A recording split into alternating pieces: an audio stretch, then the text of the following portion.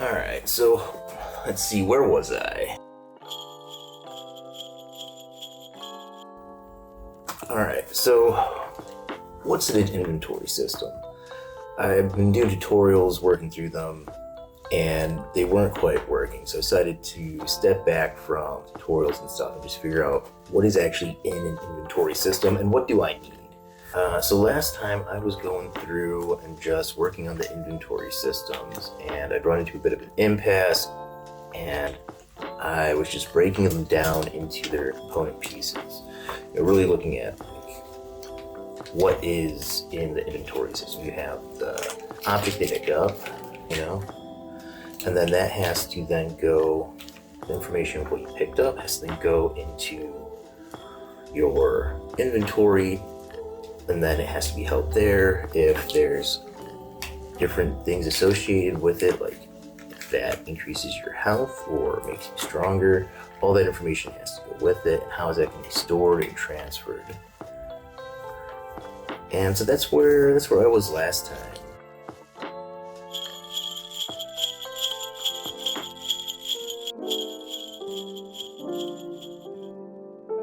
Because one of the things is Doug's a janitor, so I want there to be trash room to pick up. And that's one of the ways you get information and start the games, because every room you have to go around and pick up trash. As you pick up trash, I think I want there to be like a meter that, like, when you get to 100, it's like, hey, you picked up enough trash, go empty. Maybe like, yeah, your little cart, you need to go empty it. But if you just gather information that way too, then you would have this kind of like hunt part of the game, this hunt for information, which would add to it. It was just a short leap to go from what do I need in inventory to what do I need in the game. And suddenly, no longer talking about inventory, I'm talking about what kind of game am I going to be making? What is this? I had a feeling about what I wanted to do up to this point, but not a clear idea. What type of puzzle game do I really want to make? Hold rules and controls help Doug navigate the weirdest we could life, so he can go to location. Okay. Looking for a challenge for puzzles. Alright. Clear goal to achieve. Exploring the environment, you find clues and hints that lead to puzzle solutions. Exploring the environment. So living for the style. By solving puzzles in areas and puzzles. So I've tried to do something like this in the past with D&D. I've tried to run campaigns that have this winding plot, but they always go off the rails. Players never seem to follow the things that you want them to follow. But this is a video game. This is very much on the rails. Even if you can change tracks, you can always direct where that track goes, because I'm the one building the damn thing. So the way that I'm thinking about this is I'm thinking of it more like a mystery novel. Even though the game takes place in an office setting, I do think of it more of like a detective story.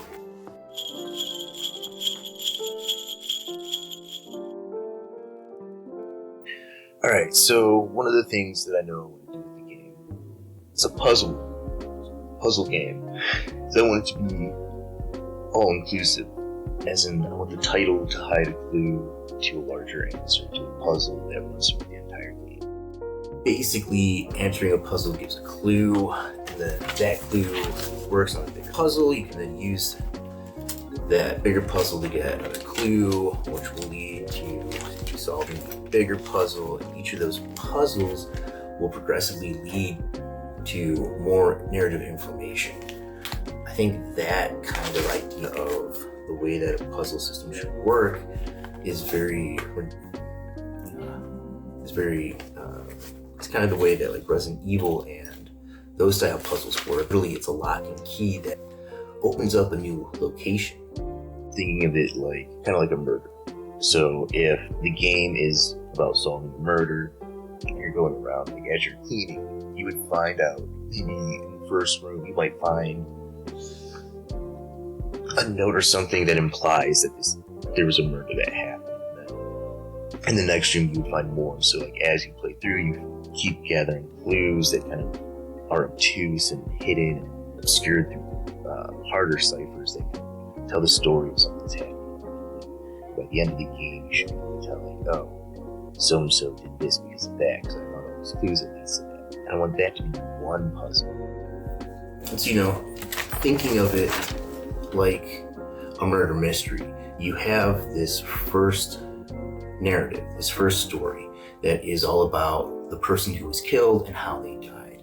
And you should be able to solve that with typical video game style puzzles. And then you have the second story, which is about the person who actually planned the murder and set it up and set them up to fall for it. And that should be solved with harder, more difficult puzzles, puzzles that use things like riddles and cryptography, anagrams and ciphers, codes, etc., etc. And then on top of it, I want there to be another puzzle that says that's wrong. The truth is that this is what really happened. Be something else. You have to point to a true, like, secret thing. That second puzzle, the clues for it are found in things like the achievement pop-ups and descriptions, the title of the game and the subtitle, the text in the Steam page front, or on the itch page front. And so I want the game to have this overarching layer that invites the casual player into the first layer. It says, hey, here's a video game.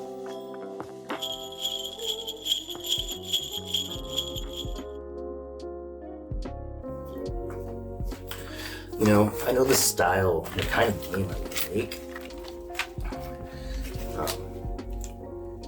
And I want to make sure that it's the kind of game where you can find all the answers in the world itself. And that's why I think the idea of a puzzle, like an opening puzzle, like, hi, my name is, you have to put in the character's name and not your name, isn't a good puzzle, but it is illustrative of the kind of puzzles that I want to make. You know, where if the game is called, hi, my name is Doug, or Doug's Great Adventure, there's the clue. And it should put you on the right path of how to think about those kind of things. And the way that you recognize a video game. And it's a puzzle game. And the first puzzle is, what is, hello, my name is. You have to type in Doug and not your name. Because that is a counterintuitive thing to video games. In video games, you put in your avatar name, your character name, whatever it is. You don't put in, normally, you don't put in the default name, especially if it's not given to you. So by forcing the person to think, oh, I am Doug. Hello, my name is Doug. It says this is the kind of game that this is. You have to think laterally in a way that is contained within the video game itself, which is important that everything points to the fact that the truth is within the game and within the articles of the game. And that's where the higher order gets to. Because even though it's a game about thinking laterally, I don't know if people will think that laterally. At least not at first. And that's kind of the hope, is that by building the levels, the puzzle enthusiast who isn't looking for a super hard puzzle will be like, oh, this is fun. Let's keep going and see what else they have.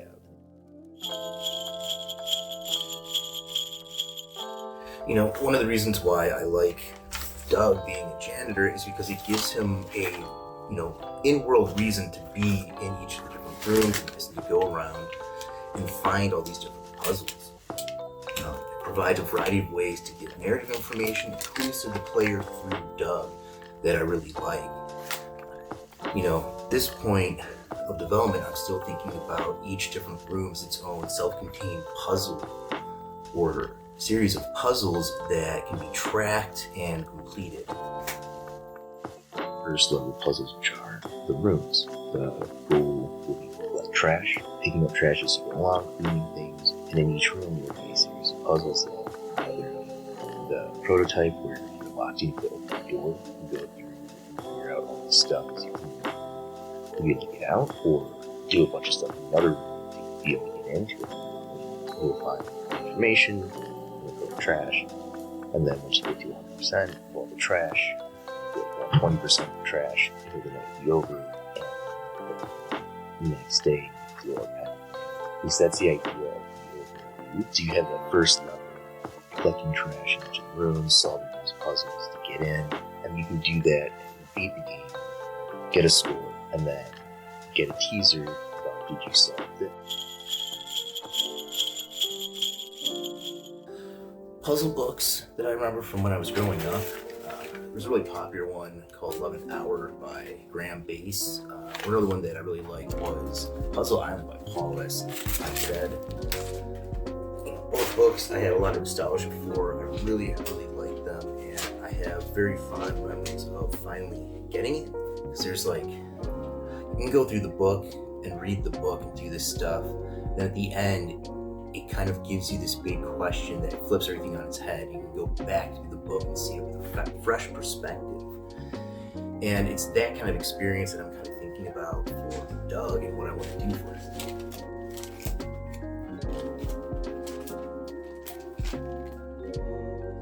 The scorecard is, oh, you got this much trash. You found these many puzzles. And then a bunch of blank spaces for stuff you didn't find. Kind of, oh, what's that next thing? Maybe even probably. Who was the murderer? Who did that? Who did this?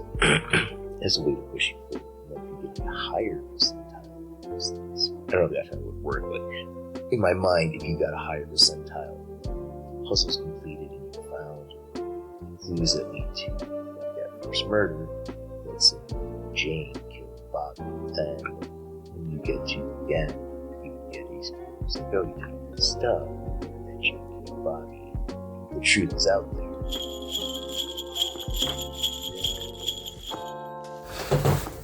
You know, I really need to let it cook and figure out how to connect all the different things.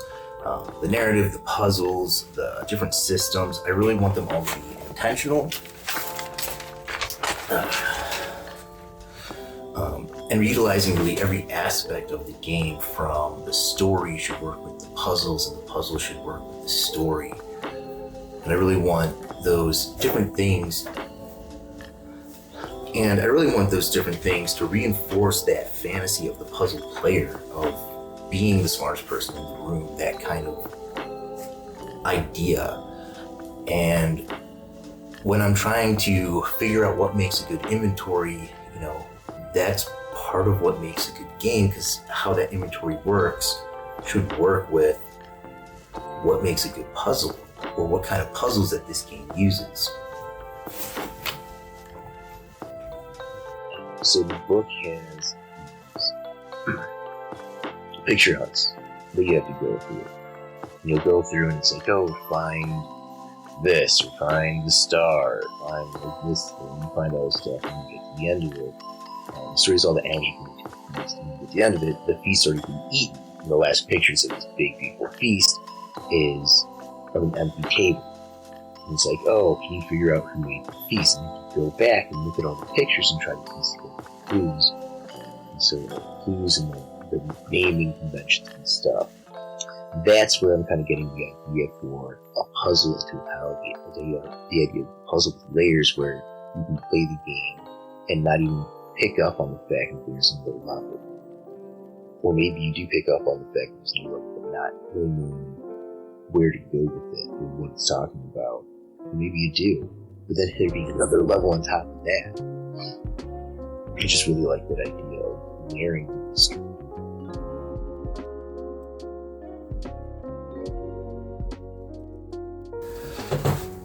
You know, I really need to let it cook and figure out how to connect all the different things. The narrative, the puzzles, the different systems. I really want them all to be intentional.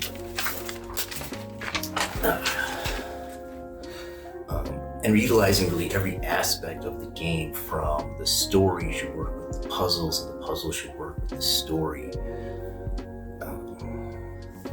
And I really want those different things to reinforce that fantasy of the puzzle player, of being the smartest person in the room, that kind of idea. And when I'm trying to figure out what makes a good inventory, you know, that's part of what makes a good game, because how that inventory works should work with what makes a good puzzle, or what kind of puzzles that this game uses. That's where I'm at this individual. So I gotta get this working, however long it takes to get something so to get right. interactability with the player and the objects in the world. I want there to be other characters so that Doug isn't just a person all by themselves in just like super long space. There's like an interaction between other people in the space. So I'm trying to think of some ways that I could incorporate NPC dialogue, hints and clues to the larger like second player puzzle. But that's future stuff. Right now the prototype is just get puzzle A, the very first one. Office room done. Figure it out. And then move on from there. So that's where I'm at. You know, it's all future stuff that I'll have to figure out somewhere down the line.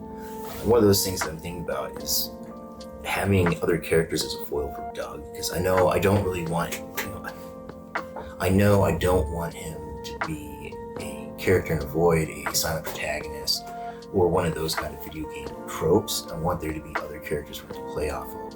I want him to have a voice and to do stuff. I want him to be a happy, fun kind of person character. You know, that's kind of how I'm feeling about the game right now. It's not a complete picture. It's still more of a bunch of thoughts and feelings, but it's direction. And it's direction that's going to involve a lot of work in a lot of different areas. But I have focus, and that's good, so